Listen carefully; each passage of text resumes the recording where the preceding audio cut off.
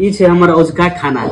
औजका खाना में दाल छै, भात छै, आई करेला के भुजिया छै, आलू के भुजिया, आलू के चटनी छै, आई यहाँ के कदीमा के साग छै, आई अपने बाड़ी के झुमनी आ आलू के सब्जी छै। अखन आदमी सब गलत चीज के प्रमोट करे छै कि वीडियो सब में कतौ देखबै तऽ मांस माछ के माथे देखे छै, ओकरा प्रमोट करे छै, जे हेल्थ के लेल बहुत खराब होइ छै। शरीर में मतलब एकटा दूटा चीज मात्रे बढ़िया करे छै, लेकिन 98टा चीज खराब बिगाड़बे करे छै। लेकिन ई खाना सब एक किछो बिगाड़बे नहीं करे है कि जीरो साइड इफेक्ट, ने में फैट है बेसी, ने बोसो बेसी है, ने किछो है बेसी, जे शरीर के लेल बहुते बढ़िया करे है। हम कहै छी ई खाना सब खाओ कि बैलेंस डाइट खाओ।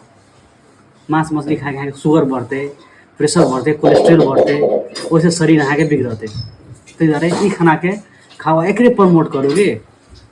बुझे छी हम, हमरा निक लगे खाइत, कुछ घड़ी के लिए स्वाद में बढ़िया लगे खाइत, लेकिन तो खराबी करे है ना।